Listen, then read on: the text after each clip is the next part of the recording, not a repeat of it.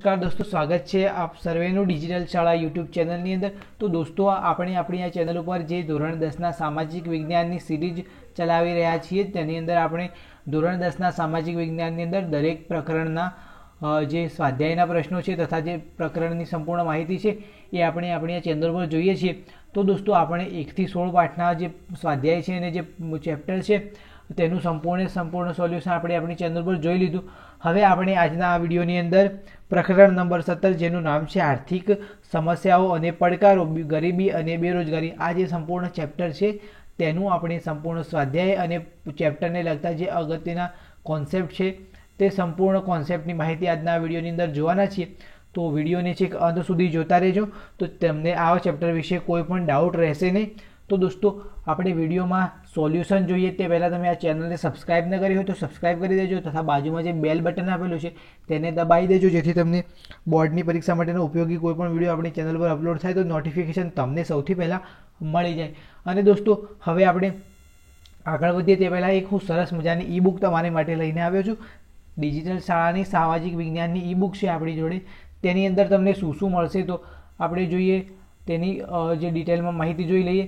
तो ધોરણ 10ની જે બોર્ડની પરીક્ષા માટે ઉપયોગી 12 પ્રેક્ટિસ પેપર મળશે એ ઈ બુકની અંદર। સ્વાધ્યાયના પ્રશ્નોના જવાબ મળશે, પીવાયક્યુઝ એટલે કે પ્રીવિયસ યર આસ્કિંગ ક્વેશ્ચન એટલે કે જૂના વર્ષોમાં પૂછાયેલા પ્રશ્નો, રેફરન્સ વિડીયો એટલે કે તમને કોઈ ચેપ્ટર ના ફાવતો હોય, કોઈ પ્રશ્ન ના ફાવતો હોય તો તે પ્રશ્ન પર તમે ક્લિક કરીને તેનો વિડીયો જોઈ શકો। ઓલ્ડ પેપર એટલે કે જૂના જે બોર્ડની પરીક્ષામાં પૂછાયેલા પેપર છે માર્ચ 2018, 19 કોઈ પણ જે જૂના વર્ષોમાં પૂછાઈ ગયેલા paper, live paper set solution તેની અંદર જે 12 પેપર સેટ આપેલા છે તેનું લાઈવ તમને સોલ્યુશન આપવામાં આવે છે। ત્યારબાદ અપડેટ બોક્સ આપેલું છે એટલે તમને એક અપડેટ બોક્સની વ્યવસ્થા કરેલી છે। તેની અંદર બોર્ડ દ્વારા કોઈ નવી અપડેટ આવે, અત્યારે એક નવી અપડેટ આવી છે જેની અંદર 30% જે હેતુલક્ષી કરવામાં આવે છે તો એ હેતુલક્ષી પ્રમાણેના પણ પ્રશ્નો છે એ તમને આ પીડીએફની અંદર જે ઈ બુકની અંદર જે તમને આપેલું હોય છે અપડેટ બોક્સ તેની અંદર મળી જાય। ત્યારબાદ 24 કલાક માટેનો જે વોટ્સઅપ સપોર્ટ છે તે મળે છે। તમે વોટ્સએપ પર કોઈ પણ પ્રશ્ન હોય તો પૂછી શકો છો। ડિજિટલ શાળા ટીમ દ્વારા આ બનાવવામાં આવેલી છે જે ડિજિટલ શાળા માટેનો ડિજિટલ પેપર સેટ છે। અને તેની અગત્યની બીજી પણ માહિતી આપણે જોઈ લઈએ તો આ જે ઈ બુક છે તેમાં બીજું શું મળશે તો જે અગત્યના ફીચર્સ છે તેની અંદર પ્રેક્ટિસ પેપર મળશે, તમને આઈએમપી ક્વેશ્ચન મળશે, ક્લાસ નોટ મળશે, HD books, test series, live paper set solution, live video lecture, 24x7 WhatsApp support, IMP PDF વગેરે જેવી તમને ઉપયોગી ઇન્ફોર્મેશન આની અંદર મળવાની છે। તો તમે આ ઈ બુક છે તમારે મેળવવી હોય તો ડિસ્ક્રિપ્શન બોક્સમાં ઈ બુક મેળવવા માટેની લિંક આપેલી છે, તેના પર ટચ કરીને તમે આ ઈ બુકને મેળવી શકો છો। અને તમે આના રિલેટેડ કોઈ પણ ક્વેરી હોય તો અમારા બંને વોટ્સએપ નંબર અહીં આપેલા છે તો તેના પર તમે અમને મેસેજ કરી શકો છો। 94097 7380 એક નંબર છે અહીં તમે જોઈ શકો છો, બંને નંબર અહીં આપેલા જ છે, તમે તો અહીં કોન્ટેક્ટ કરી શકો છો। એકવાર તમે સ્ક્રીનશોટ લઈ લેજો નંબરનો, અહીંયા અમારા કોન્ટેક્ટની ડિટેલ આપેલી છે 94097 7380 અને 9512704908। ત્યારબાદ ડિજિટલ શાળા ઇન્સ્ટાગ્રામની અંદર પણ તમે મેસેજ કરી શકો છો। પણ તમારે જે કોઈ સંપૂર્ણ માહિતી મેળવી તો તમને વોટ્સઅપ સપોર્ટ પર અથવા કોલ પર આ બંને નંબર પર માહિતી મેળવી શકો છો। અથવા તમે વોટ્સએપ પર આ જે નંબર છે તમારી સ્ક્રીન પર દેખાઈ રહ્યો છે 9512704908 તેના પર તમે મેસેજ કરી અને સંપૂર્ણ માહિતી મેળવી શકો છો અથવા કોલ પણ કરી શકો છો। તો આ પીડીએફ જે મેળવવાની જે છે ઈ બુક મેળવવાની લિંક ડિસ્ક્રિપ્શન બોક્સમાં તમને મળી જશે। તો હવે આપણે આપણા ટોપિક પર પાછા જઈએ અને સંપૂર્ણ સોલ્યુશન મેળવીએ।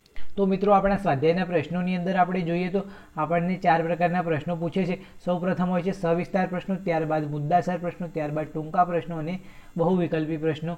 સવિસ્તાર પ્રશ્નો આપણા વિભાગ ડીના પ્રશ્નો હોય છે જે 4 માર્ક્સના પ્રશ્નો હોય છે।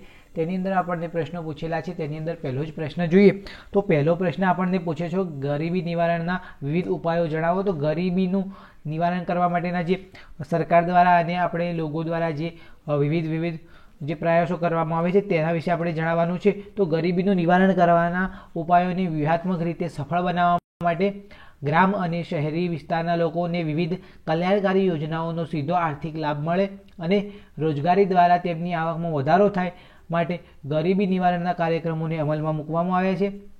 આ કાર્યક્રમોને 5 ભાગોમાં વહેંચવામાં આવે છે। તો આ 5 ભાગો કયા કયા છે એ તમે યાદ રાખી શકો છો। પહેલા નંબરે છે કે વેતનયુક્ત રોજગારીના કાર્યક્રમો, બીજા નંબરે છે સ્વરોજગારીના કાર્યક્રમો, ત્રીજા નંબરે છે અન્ન સુરક્ષાને લગતા કાર્યક્રમો, ચોથા નંબરે છે સામાજિક સલામતીને લગતા કાર્યક્રમો અને પાંચમા નંબરે છે શહેરી ગરીબી નિવારણના કાર્યક્રમો। તો આ 5 જે ગરીબી નિવારણના કાર્યક્રમો છે હવે આપણે ડિટેલમાં જોવાના છે। તો હાલમાં 5 ક્ષેત્રોમાં ઘણા બધા શ્રેણીબદ્ધ કાર્યોનો અમલ થયેલો છે, પરંતુ તેમાંથી મુખ્ય કાર્યક્રમો અને યોજનાઓ નીચે મુજબ છે। તો કઈ કઈ યોજનાઓ છે? તો કૃષિ ક્ષેત્રે કેટલીક યોજનાઓ દ્વારા રોજગારી મેળવવી, આવક મેળવી અને ગરીબોની સ્થિતિ સુધારવાના પ્રયત્ન થઈ રહ્યા છે, જેની અંદર પ્રધાનમંત્રી કૃષિ સિંચાઈ યોજના, પ્રધાનમંત્રી ફસલ બીમા યોજના, રાષ્ટ્રીય પેયજળ કાર્યક્રમ, ઇનામ યોજના વગેરે યોજનાઓ અમલમાં મૂકી અને કૃષિ વિકાસ માટે મહત્તમ પગલાઓ છે તે ભરવામાં આવી રહ્યા છે। ગ્રામોદયથી ભારત ઉદય જેવા કાર્યક્રમોને અંતર્ગત આ યોજના દ્વારા ખેડૂતોને દેવામાંથી ઉગારવાના પ્રયત્ન રૂપે વિવિધ જે પ્રયત્નો છે તે કરવામાં આવી રહ્યા છે અને ખેડૂતોને પૂરતો જે માહિતી છે તેમને માહિતીગાર કરવામાં આવે છે, પૂરતી સહાય તેમને આપવામાં આવે છે। પંડિત દીનદયાળ ઉપાધ્યાય ગ્રામ જ્યોતિ યોજના અંતર્ગત ગ્રામીણ ક્ષેત્રમાં કોઈ પણ જાતના અવરોધ વિના 24 કલાક અને 7 દિવસ વીજળી આપવી અને ઉર્જાના સ્ત્રોત તરીકે સોલાર ઉર્જા અને જે અલગ અલગ જે બીજા ઉર્જા સ્ત્રોતો છે તેમની જે પ્રાપ્તિ માટે સબસિડી આપવી, એટલે કે સોલાર પેનલ કોઈ દ્વારા કોઈ વીજળી ઉત્પન્ન કરવા માગતું હોય તો તેને તેમાં જે સબસિડી આપવામાં આવે, એટલે કે સરકાર દ્વારા રાહત આપવામાં આવે છે। આદિવાસી મહિલાઓને પશુપાલન માટે સંકલિત ડેરી વિકાસ યોજના અન્વયે કૃષિ વિષયક અને બાગાયતી ખેતીના વિકાસ માટે અન્ય પાકો માટે તાલીમ અને માર્ગદર્શન પૂરા પાડવામાં આવે છે। સેન્દ્રીય ખેતીના પ્રોત્સાહન આપવા માટે જુદા જુદા પગલાં ભરીને પર્યાવરણની જાળવણી અને ખેતી ખર્ચમાં ઘટાડો કરવામાં આવે છે। મુખ્યમંત્રી ગ્રામ સડક યોજના અન્વયે ગ્રામ્ય વિસ્તારમાં સડક અને અન્ય ગ્રામ પંચાયત દ્વારા કાર્યો કરી રોજગારલક્ષી કાર્યક્રમો અમલમાં મૂકવામાં આવ્યા છે। મા અન્નપૂર્ણા યોજના અન્વયે ગુજરાત સરકારે તમામ અંત્યોદય કુટુંબોને અને બીપીએલ કુટુંબોને કુટુંબ દીઠ પ્રતિ માસ 35 કિલોગ્રામ અનાજ મફતમાં આપવું અને ગરીબ અથવા જે મધ્યમ વર્ગના પરિવારો છે તેમને સસ્તા દરે આ જે અનાજ અને જે ચોખા છે તે આપવામાં આવે છે। તેની અંદર જે ઘઉં છે તેનો ભાવ છે 2 રૂપિયા પ્રતિ કિલો અને 3 રૂપિયા પ્રતિ કિલો ચોખા આપવામાં આવે છે। આમ અન્ન સુરક્ષાલક્ષી જે કાર્યો છે તે પણ સરકાર દ્વારા કરવામાં આવે છે, જેથી જે ગરીબ લોકો છે તેનો અન્ન પાછળનો જે ખર્ચ છે તે બચાવી શકાય છે। ત્યારબાદ સાંસદ આદર્શ ગ્રામ યોજના અન્વયે સંસદ સભ્ય પોતાના મત વિસ્તારમાંથી કોઈ પણ એક ગામ છે તેને દત્તક લે અને તેને સુવિધા સભર બનાવવા અને આદર્શ ગ્રામની રચના કરવા માટે તેની પૂરતી પ્રયત્ન કરી અને તેમાં રોજગારીની તકો ઊભી કરવા માટેના પૂરતા પ્રયત્નો કરતા હોય છે। મનરેગાનો રોજગારી કાર્યક્રમ અન્વયે ગ્રામ્ય વિસ્તારમાં કામ કરવા ઈચ્છુક જે કુટુંબો છે તેમાંથી એક સભ્યને નાણાકીય વર્ષમાં 100 દિવસની વેતનયુક્ત રોજગારી આપવાનો ઉદ્દેશ છે, એટલે કે આખા વર્ષની અંદર કોઈ પણ 100 દિવસ તેમને કામ કરાવી અને તેમની ગ્રામ પંચાયત દ્વારા કોઈ પણ નિયત કામ કરાવીને તેમને 100 દિવસનું જે વેતન છે એટલે કે જે પગાર છે તે આપવામાં આવે છે। આ દ્વારા ગ્રામ વિકાસના અનેક કાર્યો કરાવીને પ્રત્યેક કુટુંબને વેતનયુક્ત રોજગારી આપવાની બાંયધરી જે ગરીબોને ગરીબી રેખાથી ઉપર લઈ જવા અને તેમના જીવન સ્તરમાં સુધારો કરવા માટેના કાર્યક્રમને અન્વયે કરવામાં આવે છે। મિશન મંગલમ અન્વયે રાજ્ય સરકાર દ્વારા પરિવારોની મહિલાઓને સખી મંડળો કે સ્વસહાય એટલે કે સખી મંડળો ઊભા કરી અને તેમને જે કૌશલ્યવર્ધક તાલીમ આપી અને જુદા જુદા ગૃહ ઉદ્યોગો અને રોજગારી માટેની જે તાલીમ છે તે આપવામાં આવે છે અને તેને ગરીબી રેખાથી ઉપર લાવવાના પૂરતા પ્રયત્નો કરવામાં આવે છે। દત્તોપંત ઠેંગડી કારીગર વ્યાજ સહાય યોજના અન્વયે રાજ્ય સરકાર હસ્તકલા કે હાથકળામાં જે કારીગરો છે હસ્તકલાના કારીગરો તેમને તેમના કુટીર ઉદ્યોગ કે ગૃહ ઉદ્યોગ શરૂ કરવા હોય તો ઓછા વ્યાજની લોન આપવાની સગવડ પૂરી પાડવામાં આવે છે। જ્યોતિ ગ્રામોદ્યોગ વિકાસ યોજના દ્વારા ગ્રામ વિસ્તારમાં આવક અને ઉદ્યોગ સાહસિકતા માટે બેરોજગારોને સ્વરોજગારીની તકો ઊભી કરવામાં આવે છે। બાજપાઈ બેન્કેબલ યોજના અન્વયે શહેર અને ગ્રામીણ બેરોજગારોને જેમની ઉંમર 18 થી 65 વર્ષની વચ્ચે હોય તેમ અને ચોથું પાસ હોય એટલે કે 4 ધોરણ ભણેલા હોય તેમને તાલીમ આપી અને વારસાગત કારીગરોને ધંધા માટે નિયત રકમનું ધિરાણ પૂરું પાડી અને સ્વરોજગારી આપવાનો પ્રયત્ન કરવામાં આવે છે। એગ્રો બિઝનેસ પોલિસી 2016 અન્વયે રાજ્ય સરકારે પ્રોસેસ્ડ ફૂડ પ્રોડક્ટના નિકાસમાં સહાય એગ્રો ફૂડ પ્રોસેસિંગ યુનિટ સ્થાપી અને 10 લાખ લોકોને રોજગારી આપી અને ગરીબી ઘટાડવાના હેતુ દ્વારા આ જે કામો છે તે કરવામાં આવ્યા છે। ત્યારબાદનો જે પ્રશ્ન છે તેમાં ગરીબી નિવારણ કાર્યક્રમ અન્વયે કૃષિ ક્ષેત્રે તથા ગ્રામોદયથી ભારત ઉદયના કાર્યક્રમ હેઠળ સરકારે લીધેલા પગલાઓની આપણે ચર્ચા કરવાની છે. તો દેશમાં સરકારે ગરીબી રેખા નીચે જીવતા શહેરી અને ગ્રામ્ય વિસ્તારના લોકોને સીધી અસર થાય તે રીતે વિવિધ કલ્યાણકારી યોજનાઓનો સીધો આર્થિક લાભ તેમને મળે તે ઉદ્દેશથી તથા રોજગારીની પૂરતી તકો તેમને સુધી મુહૈયા કરાવી શકાય તે માટે આવક વૃદ્ધિ કરી અને ગરીબી નિવારણના કાર્યક્રમો અમલમાં મૂકવામાં આવેલા છે. તેના પૈકી આપણે જે 2 કાર્યક્રમો છે તેની માહિતી આપણે મેળવવાની છે. તો પહેલો છે કે કૃષિ ક્ષેત્રે સરકારે લીધેલા પગલાં, અને આપણે આ જે કૃષિ ક્ષેત્રે સરકારે લીધેલા પગલાં છે તેની અંદર કૃષિ વિકાસ અને સિંચાઈ, સડક, પાક સંરક્ષણ, સેન્દ્રિય ખાતર અને ખેત પેદાશોનું વેચાણ જેવા વિવિધ ક્ષેત્રોમાં જોડાઈને સ્વરોજગારી મેળવે છે, આવક મેળવે છે અને તેમની આર્થિક સ્થિતિમાં સુધારો કરી અને ગરીબી રેખાથી દૂર થાય છે. તો તે માટે જે કૃષિ ક્ષેત્રે સરકારે અમુક જે યોજનાઓ છે તે અમલમાં મૂકી છે તેના પૈકી પહેલી યોજના છે કે પ્રધાનમંત્રી કૃષિ સિંચાઈ યોજના. તો રાષ્ટ્રીય ખેત યોજના પ્રમાણે ખેતીમાં વૃદ્ધિ દર વધે અને ખેતી સંલગ્ન વિભાગોનો વિકાસ થાય, સિંચાઈની સગવડો વધે, જમીનને સિંચાઈ નીચે આવરી લેવા માટે ટપક સિંચાઈ, પ્રત્યેક ખેતરને પાણી મળવા માટે મોટા જે ચેકડેમ, ખેત તલાવડી જેવા પાણીના માધ્યમો છે તે ઊભા કરવાની વ્યવસ્થા સરકાર દ્વારા કરવામાં આવી છે. બીજા નંબરે યોજના છે પ્રધાનમંત્રી ફસલ બીમા યોજના અથવા પ્રધાનમંત્રી ફસલ વીમા યોજના. આ યોજના પ્રમાણે ખેત સુરક્ષા વીમા યોજનાને વધુ સુસ્થગિત કરીને કુદરતી આફતોથી ખેડૂતોને નુકસાનમાં આર્થિક સહાય અથવા વળતર આપી અને ટેકાના ભાવે ખરીદી કરવાના જે કાર્યક્રમો છે તે અમલમાં મૂકવામાં આવે છે.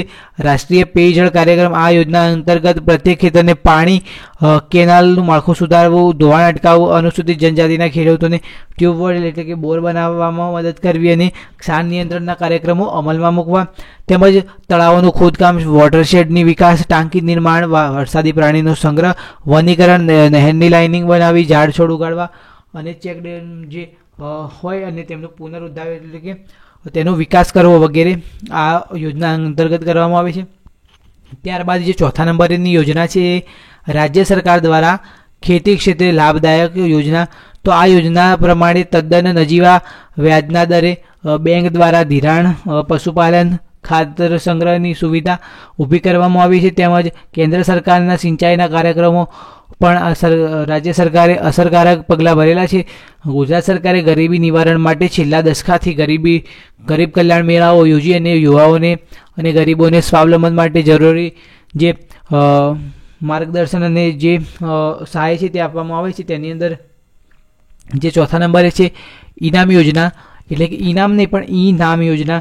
આ યોજના પ્રમાણે ખેડૂતોને રાષ્ટ્રીય કૃષિ બજાર ઊભું કરવું છે અને જેમાં ખેડૂતોને ઓનલાઈન પોતાના ઉત્પાદનોની સૂચિબદ્ધ કરાવી, એટલે કે જે તેમના પાકો છે તેનું રજિસ્ટ્રેશન ઓનલાઈન કરાવવામાં આવે અને પછી જે પણ વેપારી પાસે તેઓ તેમના પાકને વેચવા માગતા હોય ત્યાં વેચી શકે છે. એટલે પૂરા ભારતની અંદર તેમને કોઈ પણ સરહદના અભાવે તે સંપૂર્ણ ભારતની અંદર જ્યાં તેમનું મન ફાવે તે ખેતીવાડી ઉત્પન્ન બજારમાંથી તેમના પાકને વેચી શકે છે અને MSP એટલે કે મેક્સિમમ જે પ્રાઇસ છે એટલે કે જે ટેકાના ભાવો છે વગેરે તેના પ્રમાણે તેઓ ખરીદી શકે છે. વેપારી કોઈ પણ જગ્યાએ ઉત્પાદનની બોલી લગાવી શકે છે. આ યોજના કારણે જે વચેટિયા અને દલાલો છે તેના કારણે જે ખેડૂતોને નુકસાન થાય છે તેનાથી ખેડૂતોને બચાવી શકાય છે. એટલું જ નહીં પરંતુ વધારે વળતર પણ મળે છે અને હરીફાઈને કારણે એટલે કે બોલી લગાવવામાં આવે જે વેપારીઓ છે તેમની સંખ્યા વધે તો પછી એકબીજામાં હરીફાઈ થાય અને હરીફાઈને પરિણામે ફાયદો તો ખેડૂતને જ થવાનો છે. આમ સરકારે કૃષિ વિકાસ અને મહત્તમ વળતર મળી શકે તે માટેના પગલાઓ ભરેલા છે. આથી ખેડૂતને વ્યવસાયમાં ટકી રહેવા માટેનું પણ એક મોટિવેશન પ્રાપ્ત થઈ રહ્યું છે. બરાબર. ત્યારબાદ છે ગ્રામોદયથી ભારત ઉદયનો કાર્યક્રમ. તે પણ આપણે ડિટેલમાં જોઈએ તો ગ્રામોદયથી ભારત ઉદય ગામડું ભારતીય અર્થતંત્રનું હૃદય છે. ભારતનો સાચો આર્થિક વિકાસ, સામાજિક વિકાસ અને સાંસ્કૃતિક વિકાસ ગામડાઓના વિકાસથી શક્ય બને છે. તેથી ગામડાઓને દબકતા રાખવા અને સમૃદ્ધ રાખવા માટે અંદાજપત્રમાંથી એટલે કે બજેટમાંથી જે મોટો હિસ્સો છે તે ગ્રામીણ વિકાસ પાછળ ખર્ચવામાં આવે છે. ગ્રામોદ્ધાર દ્વારા દેશનો ઉદ્ધાર એ મૂળ વિચારને અમલમાં મૂકવા માટેના સરકારે એક યોજના શરૂ કરી છે જેનું નામ છે ગ્રામોદયથી ભારત ઉદય. આથી ગરીબીને નિર્મૂલન કરી શકાય અને આ યોજના અન્વયે જે અમુક જે આ ઉદ્દેશો છે એ આપણે અહીં દર્શાવેલા છે. તો તે ઉદ્દેશો કયા છે આપણે જોઈ લઈએ તો ખેડૂતલક્ષી યોજનાઓમાં વન અન્ય પ્રાણીઓથી પાકનું સંરક્ષણ કરવા માટે તારની વાડ માટે આર્થિક સહાય, દુકાળના સમયે પશુધન માટે ઘાસચારો માટે શેલ્ટર બાંધી આપવા વગેરે. ત્યારબાદ ખેતીમાં યાંત્રિકીકરણ માટે ટ્રેક્ટર તથા મિની ટ્રેક્ટર ખરીદવા માટે ઓછા ધિરાણવાળી જે ઓછા વ્યાજવાળી ધિરાણ એટલે કે લોન આપવી, સબસિડી રૂપે સહાય કરવી, અત્યાધુનિક સેટેલાઇટ ફોન અથવા ટેકનિકની મદદથી વરસાદની આગાહી, ખનિજ ક્ષેત્રો શોધવા, જમીનના સર્વે કરી અને રેકર્ડની જાળવણી કરવી, બાગાયતી પાકોની ગુણવત્તામાં સુધારો કરી, કૃષિ ધિરાણમાં કમ્પ્યુટરાઇઝેશન, કપાસ, કઠોળ, મસાલાના ઉત્પાદન માટે નવીન ટેસ્ટિંગ લેબોરેટરીઝ આપવી એટલે કે જે સંકર બિયારણો છે તેનું નિર્માણ કરવું, સંકર જાતોનું એટલે કે હાઇબ્રિડ બિયારણનું, પાણીની ટાંકીના નિર્માણ માટે સહાય, પોષણક્ષમ ભાવની વ્યવસ્થા, જળ સંગ્રહ માટે જળાશયોમાંથી કાંપ દૂર કરવા માટે ઊંડા કરવા, મોટા કરવા, ખેતલાવડીઓ બનાવી, જળાશયોની કેનાલ અને કાંસની સફાઈ કરી અને લંબાઈમાં વધારો કરવો, જલમંદિરનું પુનઃ ઉદ્ધાર કરવો એટલે કે જે પણ જળાશયો છે તેને ફરીથી ધમધમતા કરવા, તે માટે ચેકડેમોનું રિપેરિંગ કરવું, શક્તિ સંગ્રહમાં વધારો કરવો, સંગ્રહ શક્તિના જે શક્તિ છે એટલે કે તેની સાઇઝ છે તેની અંદર પણ વધારો કરવો. આમ અનેક કાર્યક્રમો સરકારે અમલમાં મૂક્યા છે જે દ્વારા ખેતી સિવાયના સમયમાં જે ખેડૂતો છે રોજગારી મેળવી શકે અને ગ્રામીણ ક્ષેત્રે કાયમી સંપત્તિનું સર્જન થાય. આમ ખેડૂતોને દેવામાંથી મુક્ત કરવાના કેન્દ્ર સરકાર અને રાજ્ય સરકારની યોજનાઓ દ્વારા પ્રયત્નો કરવામાં આવેલા છે. ત્યારબાદનો જે પ્રશ્ન છે તો તે પ્રશ્ન છે ગરીબી ઘટાડવાના મુખ્ય સરકારી ઉપાયોની આપણે સમજૂતી આપવાની છે. તો ભારતીય અર્થતંત્રનું હૃદય ગામડામાં છે આપણે આગળના પ્રશ્નની અંદર જોઈ લીધું બરાબર. તો તે પ્રમાણે છે તો આપણે જે ગ્રામોદયથી ભારત ઉદય આ યોજના એકવાર જોઈ લઈએ. તમે સાથે સાથે સ્ક્રીનશોટ લેતા રહેજો એટલે તમને કોઈ દિક્કત રહે નહીં. તો જે ભારતનો સાચો વિકાસ છે આર્થિક વિકાસ, સામાજિક વિકાસ અને સાંસ્કૃતિક વિકાસ એ ગામડાઓના વિકાસથી શક્ય બનશે. વર્તમાન સરકારે ગ્રામોદયથી ભારત ઉદય કાર્યક્રમ દ્વારા ગ્રામો દ્વારા દેશનો વિકાસ કરવાનો જે વિચાર છે અમલમાં મૂક્યો છે. આ માટે કેન્દ્ર અને રાજ્ય સરકારે ગરીબી નિર્મૂલન માટે ગ્રામીણ ક્ષેત્રે માળખાગત સુવિધાઓ, કૃષિ ક્ષેત્રનો વિકાસ અને ગૃહ ઉદ્યોગ, કુટીર ઉદ્યોગ, લઘુ ઉદ્યોગના વિકાસ પર સવિશેષ ભાર આપી અને નવી યોજનાઓ અમલમાં મૂકેલી છે.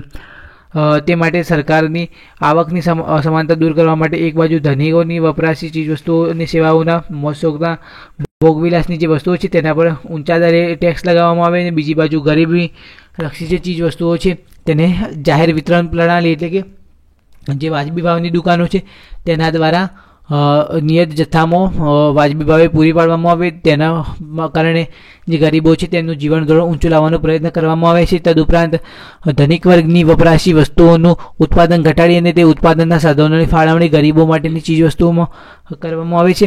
આથી ગરીબોની રોજગારી વધે છે અને કાર્યક્ષમતા વધે છે, ઉત્પાદકતા વધે છે અને છેવટે તેમની આવકમાં વધારો થવાથી તેમના જીવન ધોરણ પણ સુધારી શકાય છે. ગરીબી નાબૂદ કરવા માટે ખેતી ક્ષેત્રે પણ સવિશેષ ભાર મૂકવામાં આવ્યો છે.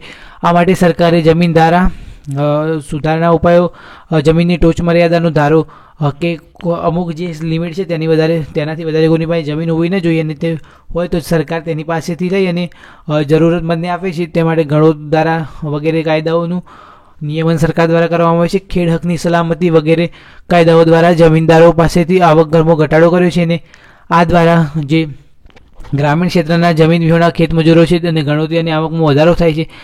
તેમની સ્થિતિમાં સુધારો કરવામાં સરકાર દ્વારા પ્રયત્નો કરવામાં આવે છે. તદુપરાંત કૃષિ અને કૃષિ પર આધારિત અન્ય ઉદ્યોગો પ્રવૃત્તિઓ જેમ કે પશુપાલન, ડેરી ઉદ્યોગ, મત્સ્ય ઉદ્યોગ, વનીકરણ, નાની મોટી સિંચાઈ યોજનાઓ, ગૃહ ઉદ્યોગો, કુટીર ઉદ્યોગો, લઘુ ઉદ્યોગોને વગેરે જે ઉદ્યોગો છે તેને ખાસ પ્રોત્સાહન આપવામાં આવે છે. આ સરકાર દ્વારા જે ગ્રામીણ ક્ષેત્રે શિક્ષણ, સ્વાસ્થ્ય, વસવાટ, રોજગારી, કુટુંબ નિયોજન, સંદેશા વ્યવહાર, સડક અને આંતરમાળખાકીય જે સુવિધાઓ છે તેમાં ખૂબ જ મહત્ત્વના સુધારા કરેલા છે. પાક સંરક્ષણ, કૌશલ્ય અને તાલીમ ક્ષેત્ર, સિંચાઈ ક્ષેત્ર, ટેકનિકલ ક્ષેત્ર વગેરેમાં જે બિયારણ, ખાતર તેમજ ટ્રેક્ટરોની સગવડો માટે બેંક લોન અથવા ધિરાણનું જે સરકાર દ્વારા મહત્વાકાંક્ષી પગલાઓ છે તે ભરવામાં આવે છે. એટલે કે સરકાર દ્વારા આ જે મહત્ત્વની જે તાલીમો છે તે આપવા માટે સરકાર દ્વારા પ્રયત્નો કરવામાં આવી રહ્યા છે. આથી શહેર તરફના સ્થળાંતરમાં ઘટાડો કરી શકાય છે.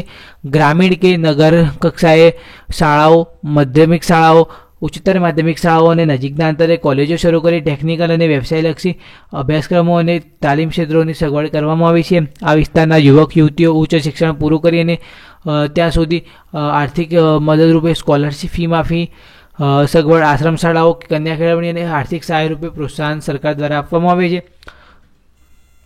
ત્યારબાદ વાત કરીએ મહિલા સશક્તિકરણ તથા તેમને આર્થિક રીતે પગભર કરવા માટે સખી મંડળો તથા સ્વસહાય કેન્દ્રો દ્વારા સ્વરોજગારી ઊભી કરવાના પ્રયત્નો સરકાર દ્વારા કરવામાં આવી રહ્યા છે. આમ સરકારે ગરીબીના રાક્ષસને માત કરવા માટે વ્યૂહાત્મક રીતે ક્રમબદ્ધ નક્કર પગલાઓ ભરેલા છે.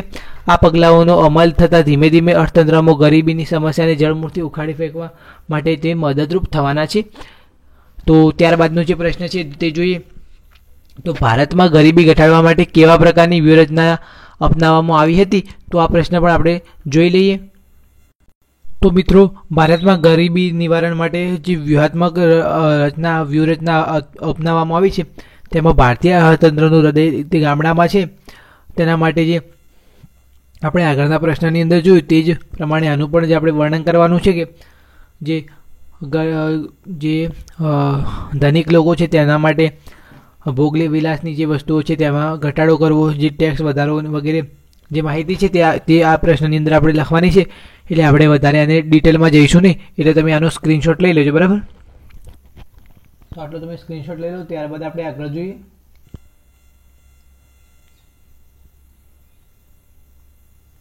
તો હું આશા રાખું તમે સ્ક્રીનશોટ લઈ લીધો હશે, કારણ કે આ પ્રશ્ન મેં તમને સમજાવી દીધો છે આખો જ આગળ, એટલે આપણે આગળ જોવાની કોઈ વધારે જરૂર છે નહીં. ઓકે, તો ત્યારબાદનો આગળનો પ્રશ્ન જોઈએ. બેરોજગારી ઘટાડવાના પ્રયાસ રૂપે સરકારી યોજના અને કાર્યક્રમો મુખ્ય 4 સવિસ્તાર જણાવો. તો બેરોજગારી ઘટાડવાની સરકારી યોજનાઓ અને કાર્યક્રમો, ગરીબી નિવારણ કાર્યક્રમો બંને એક જ છે, કેમ કે ગરીબીનું કારણ એ બેરોજગારી છે ને બેરોજગારી દૂર થતાં ગરીબી આપોઆપ દૂર થઈ જશે. આથી બેરોજગારી ઘટાડવાના પ્રયાસ રૂપે સરકારે અસરકારક ઉપાયો લીધેલા છે, જે નીચે મુજબ છે. પહેલાં, ભારતમાં ઝડપી વૃદ્ધિ દર વાર્ષિક 10% જેટલો ઊંચો લક્ષ્યાંક નક્કી કરવામાં આવે અને તો તે સિદ્ધ કરવા સર્વગ્રાહી પગલાઓ ભરવામાં આવે, જેમ કે જાહેર અને ખાનગી ક્ષેત્રમાં મૂડીરોકાણનું પ્રમાણ વધારી અને રોજગારીની તકોમાં વધારો કરવામાં આવે. અર્થતંત્રમાં કૃષિ સહિતના નાના જે ગૃહ ઉદ્યોગો અને કુટીર ઉદ્યોગો છે અને લઘુ ઉદ્યોગો છે તમામ વિભાગોમાં અને પ્રદેશોમાં ઝડપી અને સંતુલિત વિકાસ સાધવા માટે રોજગારીના નવા ક્ષેત્રો ઊભા કરવા જોઈએ. આ માટે સરકારે રોજગારી વધારવા માટે અનેક યોજનાઓ દ્વારા આર્થિક સહાય, શિક્ષણ, તાલીમના કેન્દ્રો શરૂ કર્યા છે. બીજું છે શ્રમ પ્રધાન ઉત્પાદન પદ્ધતિ દ્વારા પર આધારિત જે વપરાશી વસ્તુઓ છે તેમના ઉત્પાદનોના નાના એકમો અને નાના અને લઘુ ઉદ્યોગો, ગામડાના ઉદ્યોગો, હાથશાળા એટલે હસ્તકલા અને હુન્નર કારીગરીના જે ઉદ્યોગો છે તેનો વિકાસ કરવામાં આવે. આ માટે સરકાર દ્વારા તેમને પ્રોત્સાહક નીતિઓ એટલે તેમને સહાયક નીતિઓ છે તે અમલમાં મૂકેલી છે.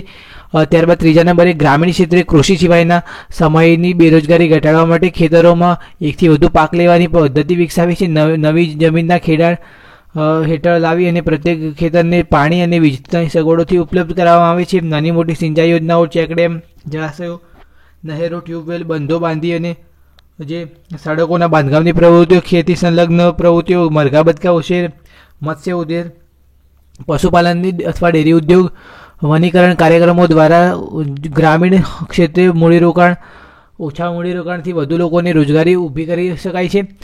કૃષિ ક્ષેત્રે બાગાયતી ખેતી, સેન્દ્રીય ખાતર ઉદ્યોગ આધારિત ખેતી, સૂકી ખેતી, બહુલક્ષી પાક, શાકભાજી, ફળોની ખેતી તરફ વધુ પ્રોત્સાહન આપવા જોઈએ અને તેમની સમયે ધ્યાન આપી અને તેમાં પણ ખેડૂતો તેનો ઉપયોગ કરે અને તે ખેતી કરવાનો પણ પ્રયાસ કરે તેવા સરકાર દ્વારા તેમને માહિતીગાર કરવામાં આવે છે. તેથી ગ્રામીણ ક્ષેત્રે રોજગારીની તકો વધે. સાથે આ કારણે જે ધંધાર્થે જે શહેર તરફ સ્થળાંતર થાય છે તેના પ્રમાણમાં પણ ઘટાડો કરી શકાય છે. ત્યારબાદ ચોથા નંબરનો છે ગ્રામીણ ક્ષેત્રે માનવ વિકાસ ટકાવી રાખવા માટે ગ્રામીણ લોકોના જીવનમાં ગુણાત્મક અને પરિણાત્મક સુધારો લાવવા માટે પ્રયત્નો કરવા જોઈએ. આ માટે ગ્રામીણ વિસ્તારોમાં આરોગ્ય, શિક્ષણ, ચોખ્ખું પીવાનું પાણી, પૌષ્ટિક આહાર, વીજળી, રસ્તા, બેન્કિંગ, વીમો, ઇન્ટરનેટ, સંદેશા વ્યવહાર વગેરે સગવડોમાં વધારો કરી તેમજ જળસંચયની પ્રવૃત્તિઓ, સાર્વજનિક સ્થાયી મિલકતોનું નિર્માણ કરીને સ્થાનિક ઉદ્યોગોના વિકાસ અને પ્રોત્સાહન આપીને રોજગારી સર્જન કરે તેવા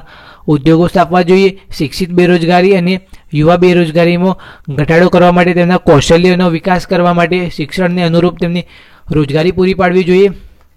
આ માટે વ્યવસાયલક્ષી કે તકનીકી શિક્ષણની નીતિ અપનાવવી જોઈએ. શાળા કોલેજોમાં અભ્યાસક્રમોમાં સ્થાનિક ઉદ્યોગની જરૂરિયાત મુજબના ફેરફારો કરવા જોઈએ. યુવા રોજગારોને શિક્ષણ અને તાલીમ આપવાથી ઉત્પાદકતામાં વધારો કરી શકાય છે. આથી વસ્તુનું જે ગુણવત્તા વધે છે, રોજગાર વધે છે, આવક વધે છે, જેના કારણે લોકોનું જીવન ધોરણ એ ઊંચું લાવી શકાય છે. ત્યારબાદ 5મા નંબરે છે ભારત સરકારના શ્રમ મંત્રાલય અને રાજ્ય સરકારના યુવા રોજગાર ઉદ્યોગ વિકાસ મંત્રાલય દ્વારા તેમને ઔદ્યોગિક જ્ઞાન આપવું, સમજ આપવી, ઉત્સાહ અને કાર્યક્ષમતા માટે તાલીમ અને પ્રશિક્ષણ આપવા માટેના અનેક કાર્યક્રમો અમલમાં મૂકેલા છે. જેના પૈકી જે મેઇન છે તે make in India, skill India અને ડિજિટલ ઇન્ડિયા જેવા મહત્વાકાંક્ષી જે યોજનાઓ છે તે અમલમાં મૂકવામાં આવેલી છે. આ માટે ટેકનિકલ સંસ્થાઓ, કોલેજો અને યુનિવર્સિટીઓની સ્થાપના દેશની અંદર કરવામાં આવી છે. દેશભરની અંદર આવી જે સગવડો છે ઊભી કરવામાં આવી છે. શાળા કોલેજોમાં અધ્યયન કાર્યક્રમ, અભ્યાસક્રમો, વ્યવસાયિક અને ટેકનિકલ શિક્ષણ દ્વારા રોજગારીની પૂરતી માંગનું શિક્ષણ આપવું જોઈએ અને જેથી દરેક રાજ્યમાં આઈઆઈટી અને આઈઆઈએમ, આઈઆઈટી એટલે કે ઇન્ડિયન ઇન્સ્ટિટ્યૂટ ઓફ ટેકનોલોજી અને ઇન્ડિયન ઇન્સ્ટિટ્યૂટ ઓફ મેનેજમેન્ટ જેવી સંસ્થાઓ પણ સ્થાપવામાં આવેલી છે. તો આ પ્રમાણે જે બેરોજગારી ઘટાડવાના પ્રયાસો સરકાર દ્વારા કરવામાં આવેલા છે તો આ પણ તમે જોઈ લેજો. બરાબર, સ્ક્રીનશોટ તમારે લેવો હોય તો તમે સ્ક્રીનશોટ લઈ શકો છો. ચાલો હું તમને સમય આપું, તમે સ્ક્રીનશોટ લઈ લો.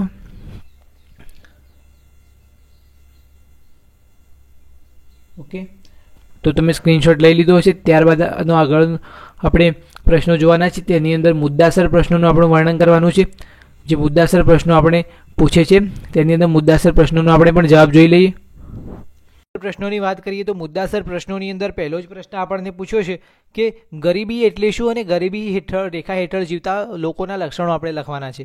તો સમાજના જે લોકો પોતાની પાયાની મૂળભૂત જરૂરિયાતો જેવી કે રોટી, કપડાં, મકાન એટલે કે ખોરાક, વસ્ત્ર, રહેઠાણ, શિક્ષણ અને આરોગ્ય જેવી સેવાઓને લઘુત્તમ ધોરણે પ્રાપ્ત ન કરી શકતા હોય તો તેવા લોકોને દારૂણ ગરીબી કહેવામાં આવે છે. આ જે ઘટના છે, આ પરિસ્થિતિ છે તેને ગરીબી કહેવામાં આવે છે. બરાબર, એવી સ્થિતિમાં રહેતી વ્યક્તિ કે સમાજને ગરીબ કહેવામાં આવે છે. ગરીબી એક ગુણાત્મક ખ્યાલ છે. વ્યક્તિએ પોતાના અસ્તિત્વને ટકાવી રાખવા માટે વપરાશ ખર્ચનું કે આવકનું લઘુત્તમ મૂલ્ય નક્કી કરવું પડે છે, જેને ગરીબી રેખા કહેવામાં આવે છે, એટલે કે પોવર્ટી લાઇન.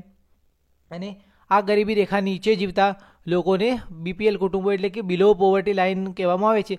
અને જે ગરીબી રેખા નીચે જીવતા જે કુટુંબો છે તેના લક્ષણો આપણે લખવાના છે. તો તેમના લક્ષણો કયા છે તો અહીં દર્શાવેલા છે. અહીં આ પ્રશ્ન ખૂબ જ મોસ્ટ આઈએમપી પ્રશ્ન છે. અહીંયા હું તમને દર્શાવી દઉં, આ આઈએમપી પ્રશ્ન છે એટલે આ પ્રશ્નને તમારે કરવાનો જ છે. બરાબર, દર વાર પૂછાય છે ને. આપણા જે ઈ બુક છે એની અંદર 12 પ્રેક્ટિસ પેપર આપેલા છે, તેમાંથી 3 થી 4 પ્રેક્ટિસ પેપરની અંદર આ પ્રશ્ન રિપીટ થયેલો છે એટલે આઈએમપી પ્રશ્ન છે. તો કયા લક્ષણો છે અહીં દર્શાવેલા છે. બરાબર, આપણે જોઈ લઈએ વારાફરતી. તો તે વ્યક્તિને 2 ટંકનું પૂરતું ભોજન ન મળી શકતું હોય, રહેઠાણ માટે પૂરતી મોકરાશવાળી જગ્યા ન મળી થતી હોય, તેને મજબૂરીથી ગંદા વસવાટ કે સ્લમ વિસ્તારોમાં વસવાટ કરવો પડતો હોય, તેની આવક નિર્ધારિત અપેક્ષિત આવક કરતાં ઓછી હોય, તેનું આયુષ્ય રાષ્ટ્રીય સરેરાશ આયુષ્ય કરતાં ઓછું હોય, સામાન્ય રીતે તે નિરક્ષર હોય એટલે કે અભણ હોય, તે સતત પોષણક્ષમ આહારના અભાવે નાના મોટા રોગોથી પીડાતા હોય, તેમના બાળકોને કુટુંબની આવકમાં વધારો કરવા અને કુટુંબની આવકમાં જે તેમના તરફથી કોઈ પણ મદદ કરવા માટે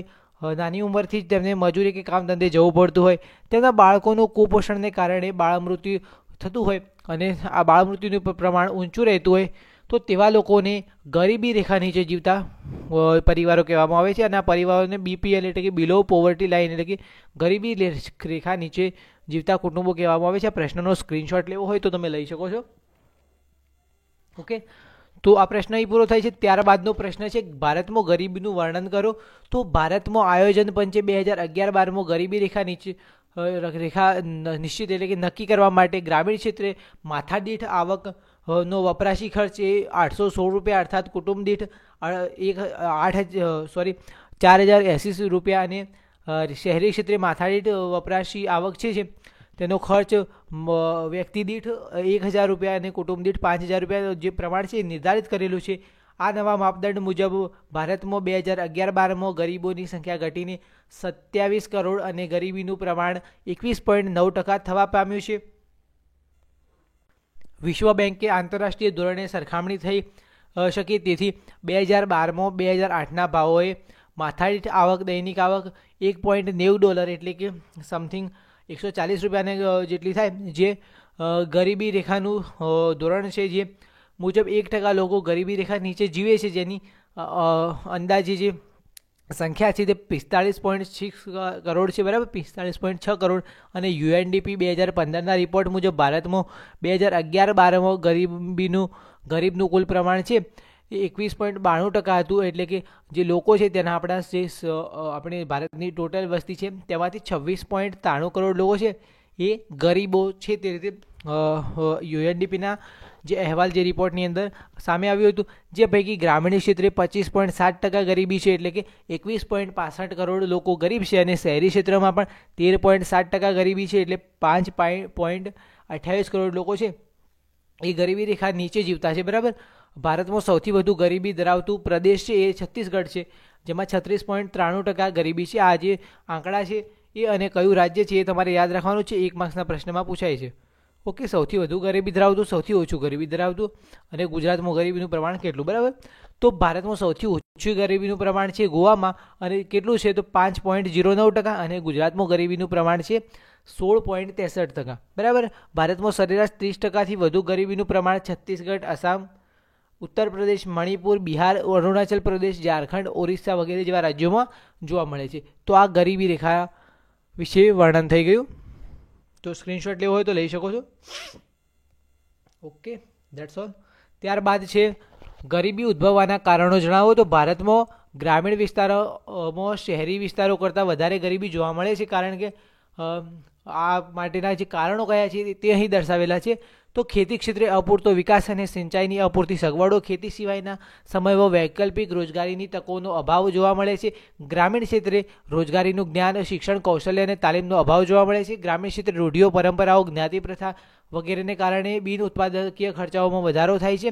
ગ્રામીણ ક્ષેત્રે નિરક્ષરતાનું પ્રમાણ વધારે હોવાથી તેમનું શોષણ, અન્યાયનો ભોગ બને છે. તેથી સરકારી યોજનાઓનો પૂરતી માહિતીના અભાવે લાભ મેળવી શકતા નથી.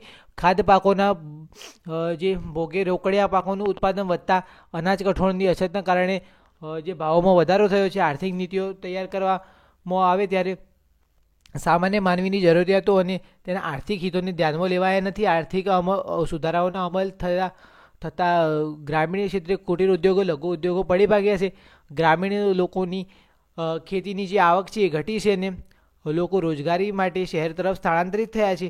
ગ્રામીણ વિસ્તારોમાં ગરીબીનું પ્રમાણ વધારે છે, જો કુપોષણ અને વિવિધ રોગોના ભોગ બન્યા છે. ટેકનોલોજીમાં પરિવર્તન આવ્યું છે, પરંતુ ગ્રામીણ ક્ષેત્રે ટેકનિકલ અદ્યતન જ્ઞાનશાળાના અભાવે અર્ધકુશળ કે અકુશળ કારીગરો બેરોજગાર થયા છે, અને તેમની આવકમાં ઘટાડો થયો છે.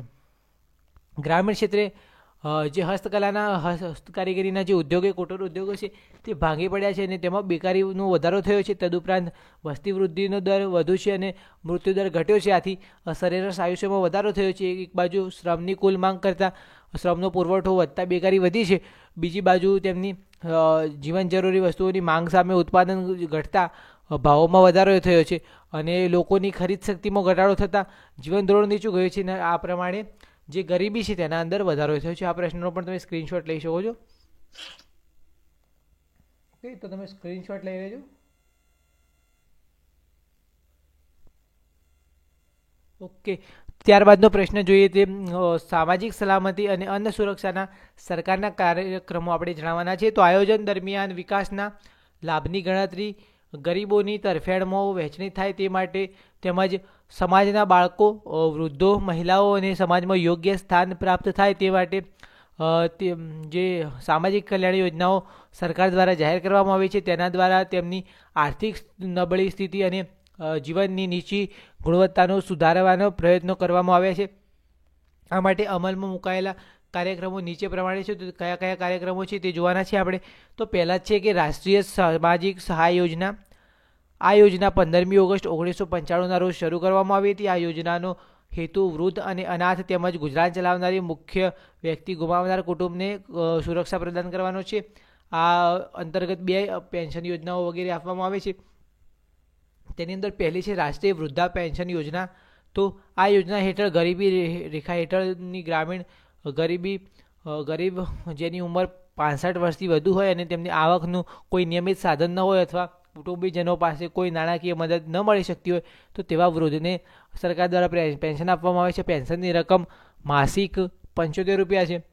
કેટલાક રાજ્યોમાં આ જે નાણાં છે એ રાજ્ય સરકાર પણ થોડા વધારાના ઉમેરીને આપતા હોય છે. આ રકમ ઓછામાં ઓછી 6 મહિનામાં એકવાર રોકડીથી કાં તો બેંક ખાતામાં ચૂકવણી કરવામાં આવે છે. બીજું છે રાષ્ટ્રીય કુટુંબ લાભ યોજના.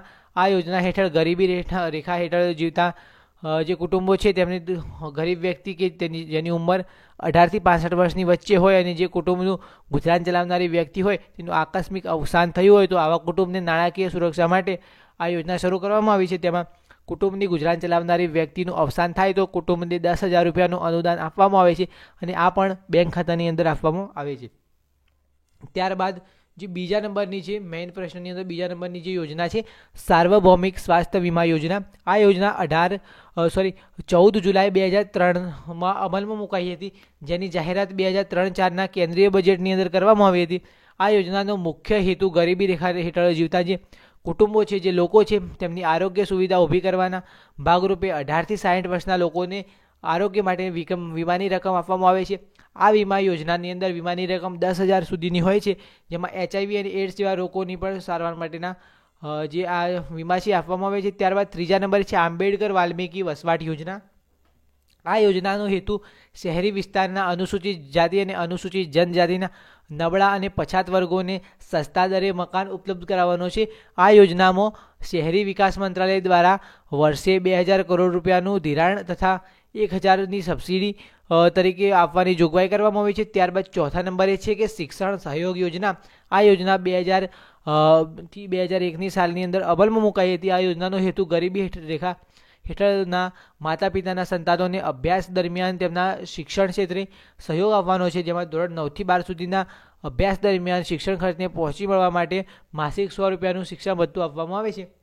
ત્યારબાદ પાંચમા નંબરે છે મિશન મંગલમ. આ યોજના દ્વારા રાજ્ય સરકાર ગરીબી રેખા નીચે જીવતા પરિવારોની મહિલાઓ સભ્યોને સખી મંડળો કે સ્વસહાય જૂથોમાં જોડીને ગૃહ ઉદ્યોગની જરૂરી તાલીમ આપવામાં આવે છે, જેમ કે પાપડ અને અથાણા, અગરબત્તી વગેરે જે ગૃહ ઉદ્યોગ છે, કોટર ઉદ્યોગ છે, તે કઈ રીતે બનાવવા, તેનું ગ્રોથ કઈ રીતે કરવું અને તેને કઈ રીતે સાચવવું તે માટે સરકાર દ્વારા પૂરતું માર્ગદર્શન આપવામાં આવે છે. અને આ યોજના દ્વારા રોજગારી સર્જન કરી અને ગરીબી રેખાથી ઉપર લાવવાના પ્રયત્નો કરવામાં આવે છે. ત્યારબાદ છઠ્ઠા નંબરે છે કે દત્તોપંત ઠેકડી કારીગર વ્યાજ સહાય યોજના. આ યોજના દ્વારા રાજ્ય સરકાર હસ્તકલા અને કૃષિ શાળાના જે ઉદ્યોગો છે તેના કારીગરો છે તેમને કાચા માલની ખરીદી માટે ઓછા વ્યાજે બેંક લોન આપવાની વ્યવસ્થા કરે છે. ત્યારબાદ વાજપાઈ બેન્કેબલ યોજના. શહેરી અને ગ્રામીણ બેરોજગારોને જેઓની ઉંમર 18 થી 65 વર્ષની વચ્ચે હોય અને ચોથું ધોરણ પાસ કરેલું હોય તો તેમની જે પણ આવડત પ્રમાણે જે પણ તેઓ ધંધો શરૂ કરવા માગતા હોય તો તેમાં સરકાર દ્વારા ધિરાણ આપવામાં આવે છે, એટલે કે લોન આપવામાં આવે છે. ત્યારબાદ અન્ન સુરક્ષા કાર્યક્રમ. તો અન્ન સુરક્ષા કાર્યક્રમની અંદર અન્ન સુરક્ષા એટલે કે ગરીબી રેખા હેઠળ જીવતા જે લોકો છે તે વસ્તીને મફત કે ઓછા ભાવે નિશ્ચિત પ્રમાણમાં નિયમિત અનાજ આપવાની વ્યવસ્થા. ભારતમાં કરોડો લોકો ગરીબી રેખા હેઠળ જીવે છે, તેમની ખરીદ શક્તિ અત્યંત મર્યાદિત છે.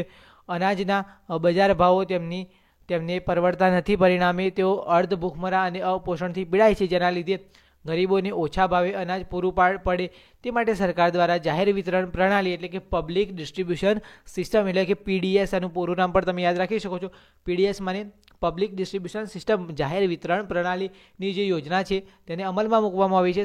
સરકારે જાહેર વિતરણ પ્રણાલી એટલે કે PDS સંકલિત બાળ વિકાસ યોજના અને મધ્યાહન ભોજન યોજના મિડ ડે મીલ એટલે કે મધ્યાહન ભોજન યોજના દ્વારા ગરીબ કુટુંબોને અન્ન સુરક્ષા પૂરી પાડવાનું કામ કરવામાં આવે છે. ઈસવીસન 1951માં માથાદીઠ અનાજની પ્રાપ્તિ 394.9 ગ્રામ હતી, જે વધીને 2001ની અંદર 414.10 ગ્રામ થવા પામી છે.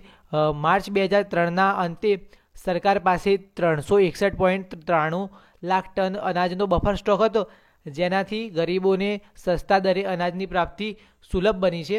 સરકાર દેશમાં 4 લાખ જેટલી સસ્તા અનાજની દુકાનો ચલાવે છે, બરાબર. આ ઉપરાંત અંત્યોદય, સંપૂર્ણ ગ્રામીણ રોજગાર તથા કામના બદલામાં અનાજ જેવી યોજનાઓ દ્વારા ગરીબોને અનાજ પૂરું પાડવામાં આવે છે અને પણ તેના કારણે બફર સ્ટોક છે તે બફર સ્ટોકની અંદરથી જ તેમને અનાજ પૂરું પાડવામાં આવે છે. ત્યારબાદ મા અન્નપૂર્ણા યોજના. આ યોજના ગુજરાત સરકારે અમલમાં મૂકી છે. તે અનુસાર અંત્યોદય કુટુંબોને અને ગરીબી રેખા નીચે જીવતા શહેર અને ગ્રામીણ વિસ્તારના કુટુંબોને કુટુંબ દીઠ પ્રતિ માસ 35 કિલોગ્રામ અનાજની વહેંચણી કરવામાં આવે છે. ગરીબ એવા મધ્યમ વર્ગના પરિવારોને સસ્તા દરે પ્રતિ માસ દીઠ 5 કિલોગ્રામ અનાજ આપવામાં આવે છે અને મધ્યમ વર્ગના જે પરિવારો છે તેને ઘઉં અને ચોખા આપવામાં આવે છે, જેમાં ઘઉંનો ભાવ છે પ્રતિ કિલો 2 રૂપિયા અને ચોખાનો ભાવ પ્રતિ કિલોગ્રામ 3 રૂપિયા તેમ સસ્તા દરે અનાજ છે તે આપવામાં આવે છે. અને આ વાજબી ભાવની દુકાનો છે તેના દ્વારા 3.62 કરોડ જનતાને આ યોજનાનો લાભ આપી અને અન્ન સુરક્ષા આપવામાં આવી રહી છે. બરાબર, તો આ પ્રશ્નનો પણ તમારે સ્ક્રીનશોટ લેવો છે તો તમે સ્ક્રીનશોટ લઈ શકો છો. બરાબર, ત્યારબાદ આપણે આગળ સ્ક્રીનશોટ લઈએ.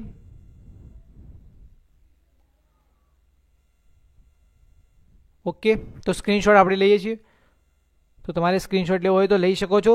ત્યારબાદ આપણે આગળનો પ્રશ્ન જોઈએ.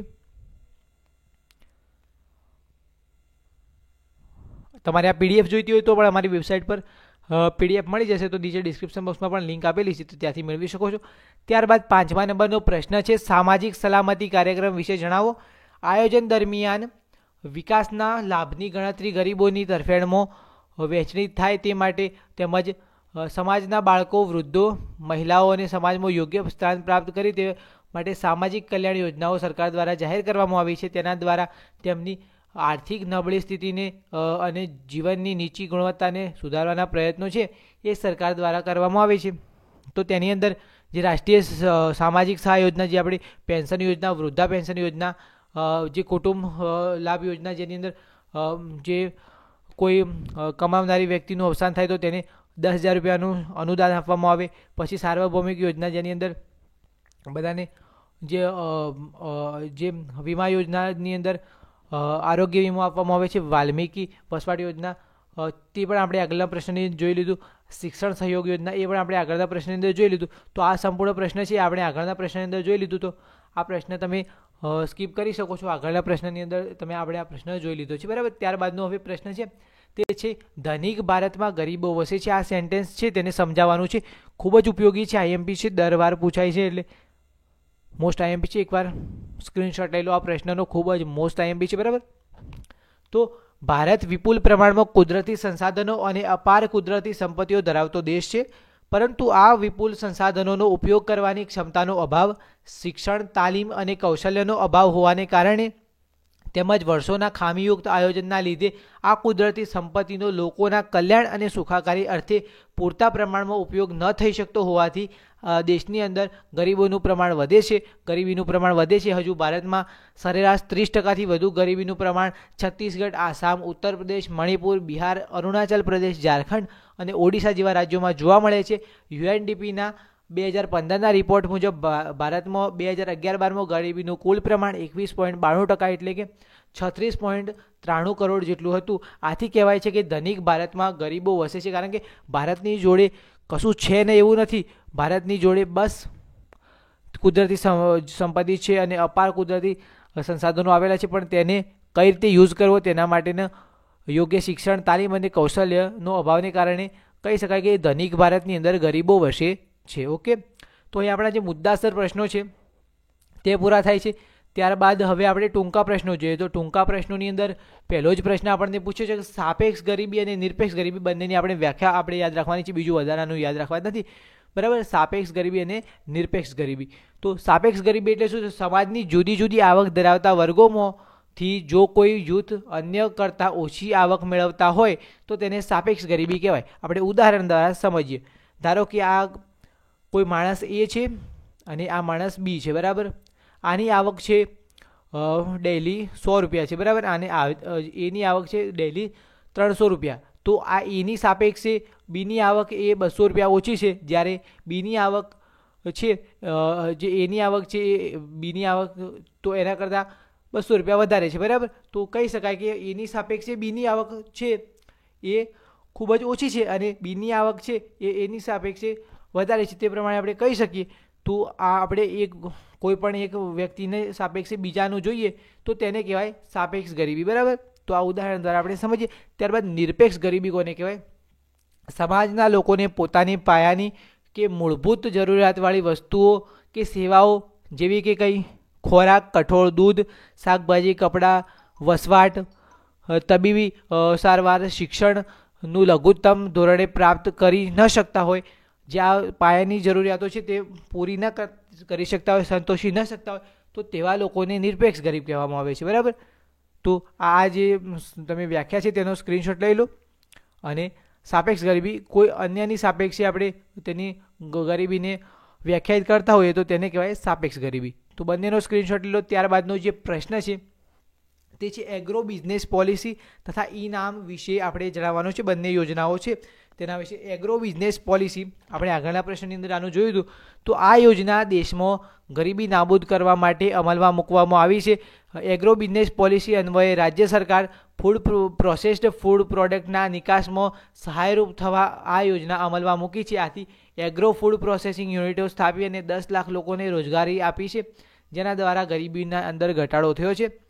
ઇનામ યોજના. આ યોજના દેશમાં ગરીબી નાબૂદ કરવા માટે અમલમાં મૂકવામાં આવી હતી. આ યોજના અન્વયે ખેડૂતોને રાષ્ટ્રીય કૃષિ બજાર ઊભું કરવામાં આવ્યું છે, જેમાં ખેડૂતો પોતાના જે પાકો છે તેનું ઓનલાઈન રજિસ્ટ્રેશન કરાવી શકે અને જે તેઓ કોઈ પણ તેમની ઈચ્છા મુજબના વેપારી જોડે તેમના જે પાકો છે તેની બોલી બોલાવીને વેચાવી શકે અને વચ્ચેથી જે વચેટિયાઓને દલાલો છે તેમના દ્વારા થતા નુકસાનથી બચી શકે. તો આ જે ઇનામ યોજનાનું જે છે સારાંશ તે આ છે. તો આપણે એકવાર આ શબ્દોમાં જોઈ લઈએ તો આ યોજના દેશમાં ગરીબી નાબૂદ કરવા માટે અમલમાં મૂકવામાં આવી છે. આ યોજના અન્વયે ખેડૂતોને રાષ્ટ્રીય કૃષિ બજાર ઊભું કર્યું છે, જેમાં ખેડૂતો પોતાના ઉત્પાદનોની સૂચિબદ્ધ કરાવી શકે, એટલે કે રજિસ્ટ્રેશન કરાવી શકે, કોઈ પણ વેપારી પાસે કોઈ પણ જગ્યાથી બોલી બોલાવી શકે અને આ યોજનાને કારણે વચેટિયા દલાલોને કારણે થતા નુકસાનથી ખેડૂતોને બચાવી શકાય છે. એટલું જ નહીં, તેમને વળતર માટે પણ સરકાર દ્વારા વળતર પણ આપવામાં આવે છે અને આ જે વેપારીઓ વચ્ચે આ કોઈ પણ જે ઉત્પાદન છે તે ખરીદવા માટેનું જે હરીફાઈ થતી હોય છે, બોલી બોલાવવામાં આવે તો હરીફાઈને કારણે ખેડૂતોને તેનો જે ભાવ છે તેમનો તે પણ સારો એવો મળી રહેતો હોય છે. તો આને કહેવાય છે ઇનામ યોજના. બરાબર. ત્યારબાદનો જે પ્રશ્ન છે મનરેગા કાર્યક્રમની સ્પષ્ટતા કરો. મનરેગા કાર્યક્રમની સ્પષ્ટતા કરો અથવા નરેગા કાર્યક્રમ પણ પૂછી શકે. તો આ પ્રશ્ન શું છે? તો દેશમાં ગરીબી નિર્મૂલન કરવાના ઉપાય દ્વારા વિવિધ કલ્યાણકારી યોજનાઓનો સીધો આર્થિક લાભ ગરીબોને મળે તે હેતુથી રોજગારીની તકો પૂરી પાડીને આવક વૃદ્ધિ દ્વારા ગરીબી નિવારણના કાર્યક્રમો અમલમાં મૂક્યા છે. બેરોજગારીની સમસ્યા હળવી કરી ગરીબી ઘટાડવાનો પ્રયત્ન કરેલ છે.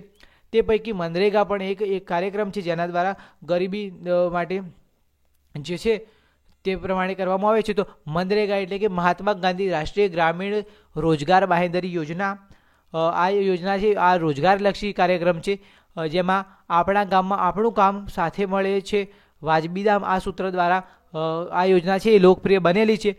આ યોજનાનો મનરેગા યોજના છે આ યોજનાનો ઉદ્દેશ ગ્રામ્ય વિસ્તારમાં રહેતા કુટુંબોમાં 18 વર્ષથી ઉપરના હોય, શારીરિક શ્રમ કરી શકે તેમ હોય અને તેમજ બિનકુશળ શ્રમ કરવા ઈચ્છતા ધરાવતા લોકો હોય તેમને કુટુંબની જીવન નિર્વાહની તકોમાં વધારો કરવા માટે કુટુંબ દીઠ એક સભ્યને નાણાકીય વર્ષમાં 100 દિવસની વેતનયુક્ત રોજગારી આપવામાં આવે છે. આપણે પહેલાં જ જણાવ્યું તે પ્રમાણે કે વર્ષમાં 100 દિવસની રોજગારી એટલે કે કંઈ પણ કામ હોય તે આપવામાં આવે છે ગ્રામ પંચાયત દ્વારા. પછી તેનું 100 દિવસનો તેમને પગાર ચૂકવવામાં આવે છે, જેમાં સરકારે નક્કી કરેલા વેતન દરે દૈનિક વેતન આપવામાં આવે છે. જો કામ માગ્યા પછી પણ કામ પૂર્ણ કરવામાં નિષ્ફળ રહે તો તેમને બેકારી ભથ્થું પણ આપવામાં આવે છે.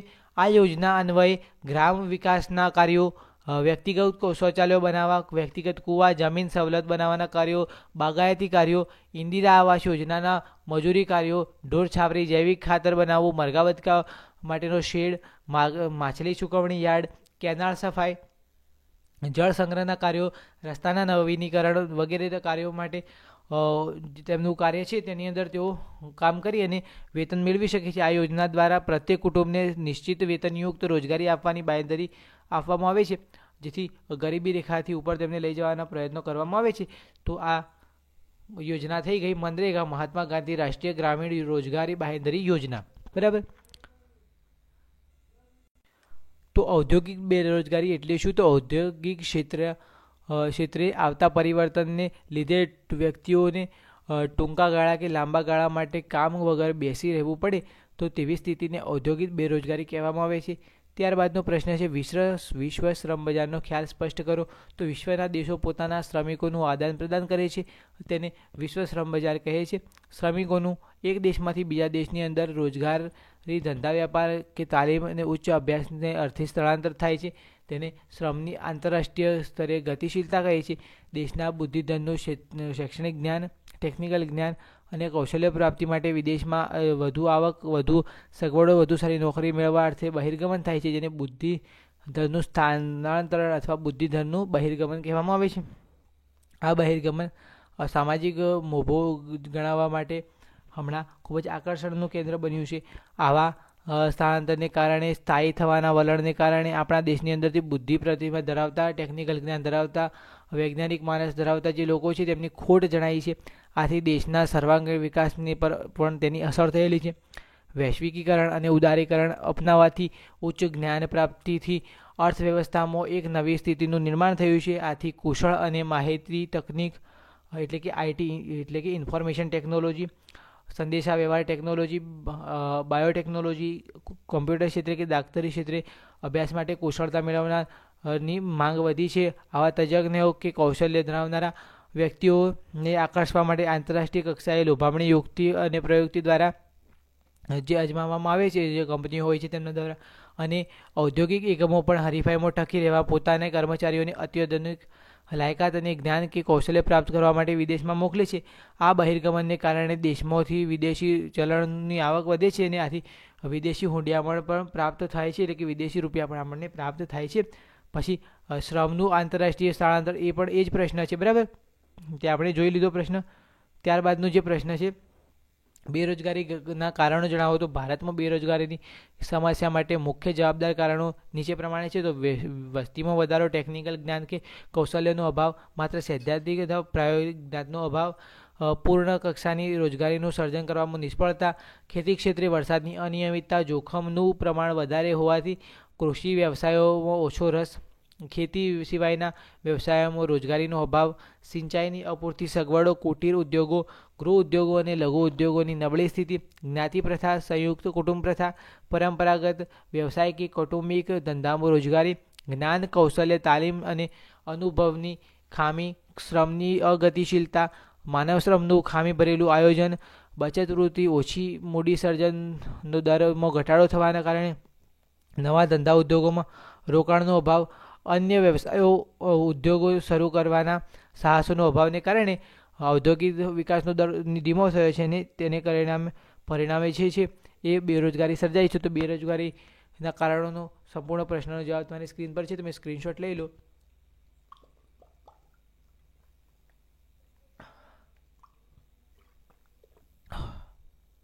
તો તમે સ્ક્રીનશોટ લઈ લીધો છે. ત્યારબાદનો જે પ્રશ્ન છે, બેરોજગારીની અસરો જણાવો. તો બેરોજગારીની અસરો કઈ છે? તો બેરોજગારીની અર્થતંત્ર પર સામાજિક દ્રષ્ટિએ વિપરીત અસર થાય છે. બેરોજગારી, ગરીબીનું કારણ બેરોજગારી છે. ગરીબી અને બેરોજગારી બંને સગી બહેનો છે. આ સમસ્યાની અસર યુવા શિક્ષિત વ્યક્તિઓમાં તેમના શિક્ષણ વિશેના રસરૂચિ અભિગમો ઘટાડો કરે છે. તેમની સામાજિક માનસિક સ્થિતિ પર વિપરીત અસર પહોંચાડે છે. મનોવૈજ્ઞાનિક દ્રષ્ટિએ બેકાર યુવાન હતાશ, નિરાશ બને છે. લાંબા સમય સુધી બેકાર રહેતો યુવાન અસામાજિક કે અનૈતિક પ્રવૃત્તિઓ કે માદક દ્રવ્યોની હેરાફેરી, ગેરકાનૂની વ્યવસાયો, ચોરી, લૂંટફાટ, ખંડણી વસૂલાત વગેરે જેવા ગુનાહિત કાર્યો કરવા માટે મજબૂર બને છે. કેટલી વાર પોતાને વ્યસનનો ભોગ પણ બનાવે છે. જે સામાજિક અને આર્થિક અસમાનતામાં વધારો થાય છે, વર્ગભેદ સર્જાય છે, જીવન ધોરણ નીચું જાય છે. બેકારી સાથે ભાવ વૃદ્ધિ થાય તો ગરીબ અને બેકાર વ્યક્તિઓની સ્થિતિ કપરી અને દયાજનક બને છે. તો આ પ્રશ્નનો પણ જવાબ તમારી સ્ક્રીન પર છે, તમે સ્ક્રીનશોટ લઈ લો. ત્યારબાદ આપણે ટૂંક જવાબ આપણા જે બહુવિકલ્પી પ્રશ્નો એટલે કે હેતુલક્ષી પ્રશ્નો જોઈ લઈએ. તો ત્યારબાદ હવે જોઈએ છે MCQS એટલે કે હેતુલક્ષી પ્રશ્નો અથવા બહુવિકલ્પી પ્રશ્નો. તો પહેલો જ પ્રશ્ન છે, ભારતમાં ગરીબાઈનું સૌથી વધુ પ્રમાણ ક્યાં જોવા મળે છે? તો ગરીબીનું સૌથી વધુ પ્રમાણ જોવા મળે છે છત્તીસગઢની અંદર. તો જવાબ આવે છે આપણો સી.